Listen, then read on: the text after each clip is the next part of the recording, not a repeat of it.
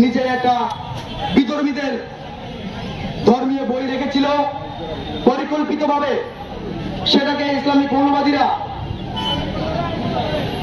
সাথে সাথে সারা বাংলাদেশে সরিয়ে দেয়। তারপরে শুরু হয় বাংলাদেশের হিন্দুদের পর একের পর এক অমানবিক অত্যাচার। আপনারা জানেন বাংলাদেশে একাধিক দুর্গাপূজা মণ্ডপ ভাঙচুর করা হয়েছে, আমাদের ঠাকুরগুলোকে ভেঙে দেওয়া হয়েছে, বিভিন্নভাবে অত্যাচার করা হয়েছে।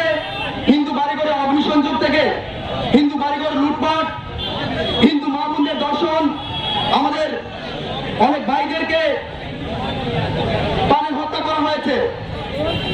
আমরা দেখেছি 1971 সালে যখন বাংলাদেশ স্বাধীন হয়েছিল, সেই সময় মুক্তিযুদ্ধের নামে যে ফৌজ ছিল, সেই ফৌজে হিন্দু বাঙালিরা অনেক প্রাণ দিয়েছিল।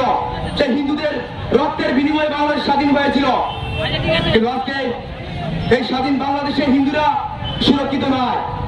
সেখানে আমরা দেখেছি যে বাংলাদেশ সরকার সেই পার্টিকে দোষ দেয়, সেই রাজনৈতিক দলকে দোষ দিয়ে হিন্দুদের ভোট কালেকশন করার চেষ্টা করে। আমরা বারবার এটা দেখে এসেছি বাংলাদেশে নাকি শেখ হাসিনা হচ্ছে হিন্দুদেরকে ভালোবাসে, কিন্তু আমরা এই বিষয়ে দেখতে পেরেছি বাংলাদেশ সরকার শেখ হাসিনা এই বিষয়টাকে সম্পূর্ণ একটা নাটকীয় ভাবে সারা বাংলাদেশে তৈরি করে রেখেছে।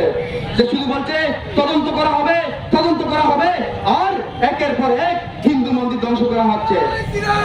আপনারা দেখেছেন যে ইস্কন মন্দির থেকে শুরু করে রামকৃষ্ণ আশ্রম, এইভাবে একের পর এক মন্দিরগুলো ধ্বংস করা হচ্ছে। আমি কিছু উদাহরণ দিচ্ছি আপনাকে।